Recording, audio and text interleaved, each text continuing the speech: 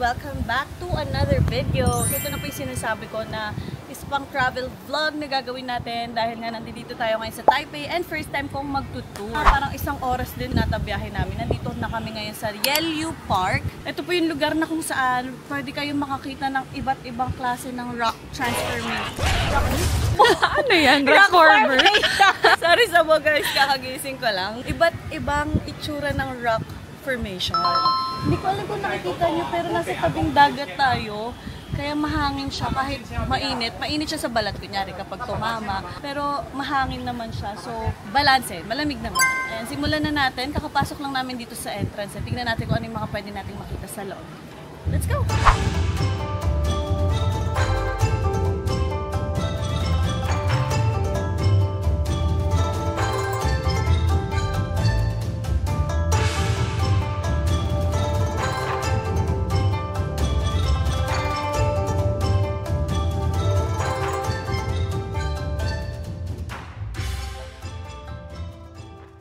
Right now, nandito kami sa kung saan marami ng tao. Ayan, mga rock formation, ang ganda ng itsura.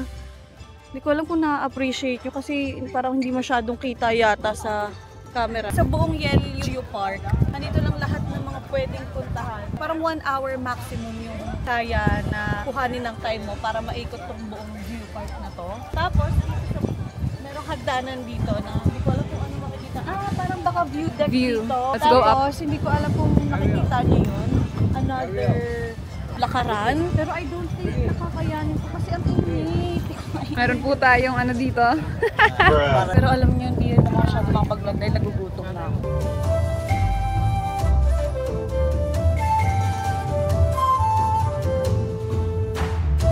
Guys, ang ganda.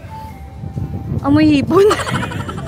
Guys, amoy hipon. Nandito na kami sa kung saan para siyang Dubai ang atake. So, meron siya mga iba't ibang klase ng rock formation at yung Queen's Head daw nandoon sa kanan na hindi namin alam kung saan banda namin siya makikita. But, sarap naman. Mahangin. Tapos may part dito na pwede ka tumambay kasi malilim.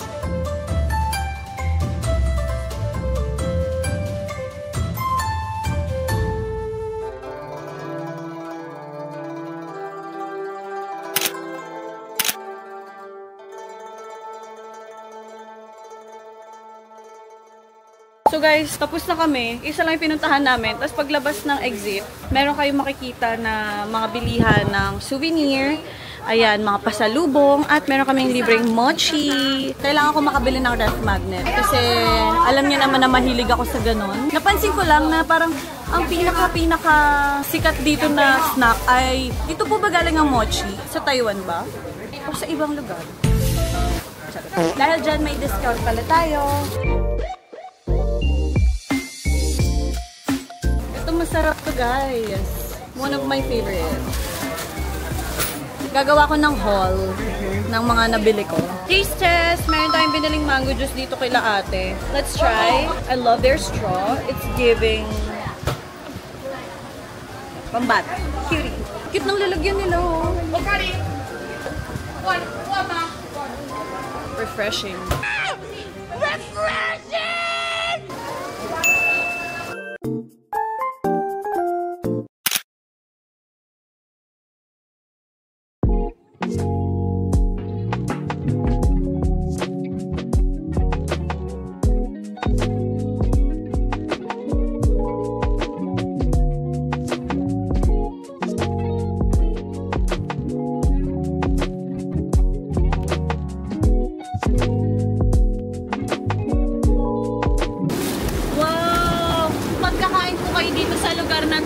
Sila yung kukuha, hindi siya magagaling sa kitchen agad. Nandito sila naka-display sa aquarium.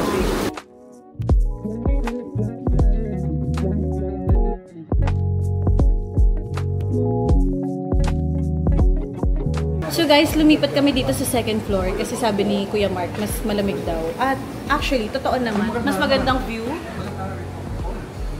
Our first meal is abalone. So first time ko kakain ng abalone. Para ako naka-green screen dito. Tignan mo. So ito po ay lotus na vegetable. Wala daw nito sa Pilipinas at sa Taiwan lang may ganito or baka originally dito talaga siya galing. Para siyang kangkong, parang mga kangkong sayad lang siya. Pero malalaman natin yung lasa mamaya. Wow! Crab! Wow! Crab na may salted egg. Yun yung atake ng ulam na to. So ito ay pusit! Ano yung calamares?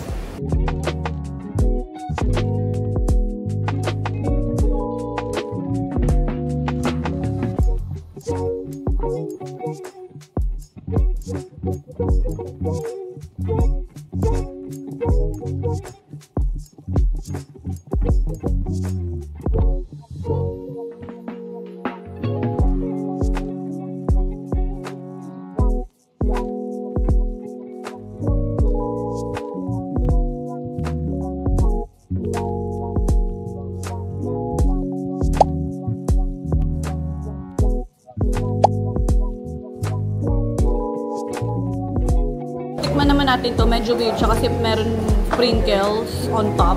Pero ito yung in-order kong fried egg salad. Takap to. Pero pili ko dapat yung nahalo. Okay, now tikman naman natin yung lobster. Ang presyo po nito ay $2,600. Tignan nyo kung gaano kataba yan. Yan na yun, be. Gaano kalamang.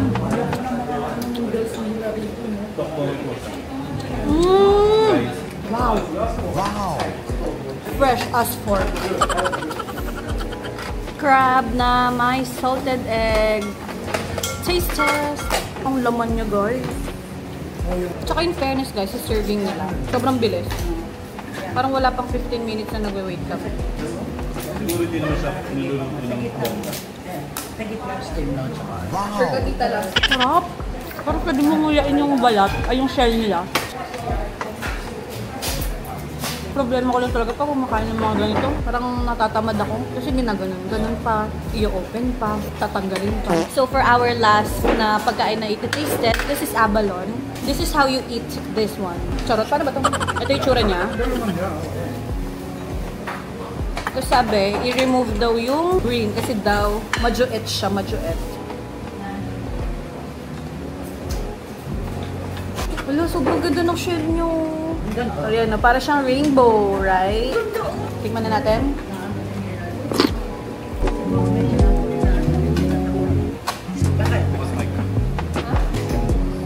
Anong lasa niya? Hindi ko maintindihan. Para siyang medyo maalat na malalasahan mong fresh siya. At tapos na po kami kumain. Ngayon namin malalaman kung magkano lahat ng aming in-order. Ganito lang ang ano ni ate. Sabi ko. Okay, so ito na how much lahat. Ako po ba magkakompute nito, ma'am? Okay, so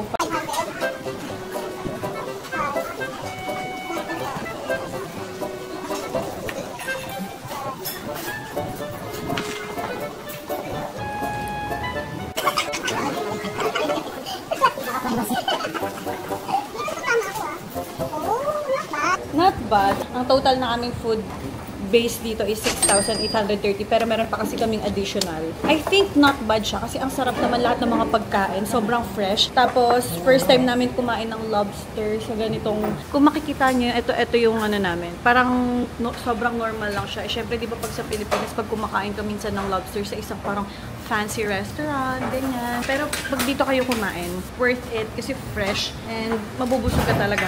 Actually, ang sarap ng lahat ng luto nila. Give ko sa kanila yun.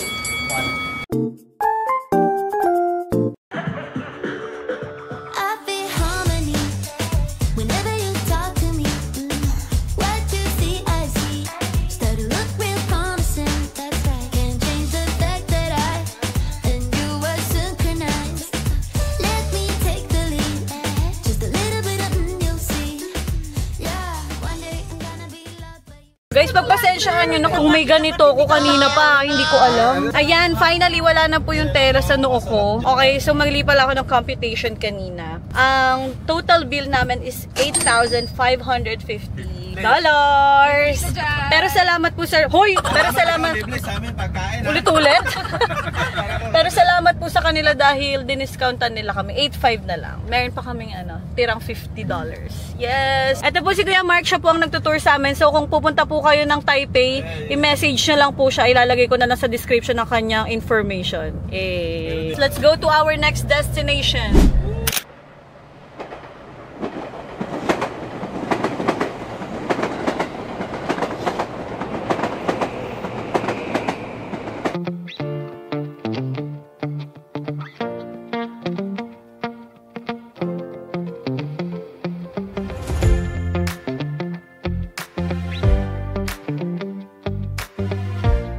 Okay guys, tapos na tayo magpalipad. Okay, first milk tea dito sa Taipei. This is bubble milk tea. Kanina pa kasi kami uhaw na uhaw at naghahanap ng mga inumin. So finally, nakakita kami ng bukas na store. Sarap. Hindi siya matamis. Tapos yung boba niya, sobrang soft na. Refreshing. Bagay siya sa weather kasi medyo mainit nga. So pag uminom ka ito, refreshing! Refreshing!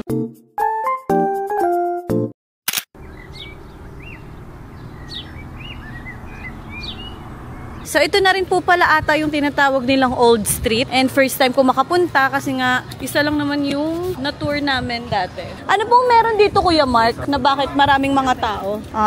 Pang shopping, pang pasalubong, ganon. So ayan na siya. Jufen Old Street. So nice. And so pretty. Oh my gosh. Hala, si No Face. Ay, hindi pala kita. Sorry. Ayan o. Bibili ako nito, guys. Wala, so fluffy. Okay, finally, we're here sa isa sa pinaka-famous na milk tea dito sa Taiwan.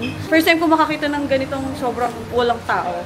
Kasi sa Ximending, pag pumunta ka, sobrang haba ng pila. And now, we're gonna order. So, yun lang ang medyo downside. So, yun lang yung medyo downside dito, guys. Nonchalant. Kuya, smile ko naman. So yun, anim na flavor ay sold out na. Ganun siya kabilis, maubos. So 3 na lang yung available. Kasi alam ko ito yung sinusulog pa eh. Parang ginagano pa siya on top. Taste test. Parang ang sarap ng boba niya. Panalo yung boba niya.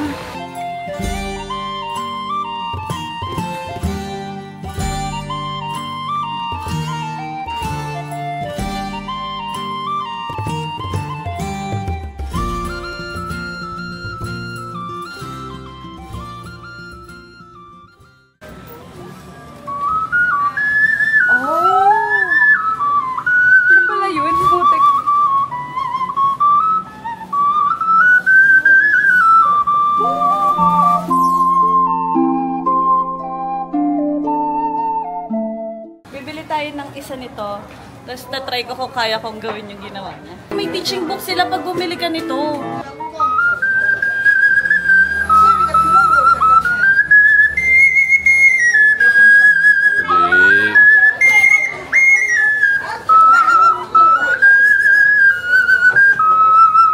Easy, huh? Easy.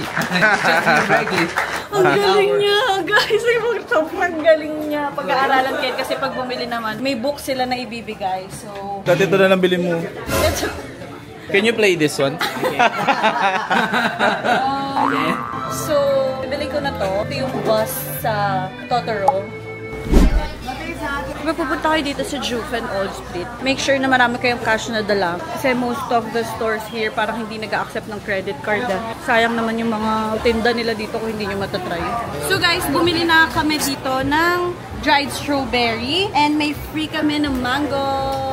Thank you so much! Wow! It's a free tea! Shishi! Taste test! Milkshake rin So, meron kang bibilhin na dried strawberry. Masarap siyang ilagay sa milkshake kapag gumawa kayo sa house. Nasa akin yung osmo ko kayo. Bumili ka na. Ayan Pero nag-video ko na nga kanina eh. Taste test. Bumili sila ng peach smoothie. Kay Micah to, sabi niya i-review ko lang. Pero hindi talaga sa akin. Sila ang bumili. What's the thing on top? Lasang peach. Peach nga siya. Dried peach. This is... Ang sarap ng dried. Thank you. Ang dami nila maglagay ng toppings. 50 lang yan. $50 lang yan, guys. Pero ang dami nilang nilagay. Dito lang yan sa... Taiwan. So, ang pangalan ng store ay 111. Thank you! Super sweet. So guys, nakabalik na kami ng sasakyan at kami po ay magkaka-karaoke. So dito, pag kinuha nyo si Kuya Mark, meron kayong karaoke. Lalo na kapag magkakasama kayong friends, for sure may enjoy nyo to.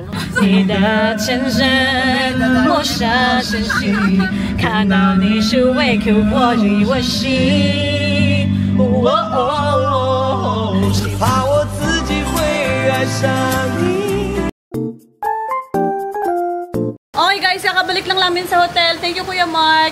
So kung gusto niyo po ng mga tour dito, check niyo lang sa description below. Ilalagay ko yung contact ni Kuya. Safe and sound kami nakabalik. Thank you Kuya Mark. Bye-bye! So guys, kakabalik lang namin dito sa aming place. And ang oras po ay 7:37. So umalis kami kanina mga 9 o'clock, mga 9:10. Tapos mga 7 na kami nakauwi. So pagod pero sobrang enjoy. And for sure babalik ako next time para mas ma-explore pa namin. Kasi hindi namin napuntahan yung tea house kanina. And guys, ito ko na po tatapusin ng video na to. Thank you very much for watching. I hope you enjoyed. And if you did, please like and subscribe. And I'll see you on my next vlog. Bye!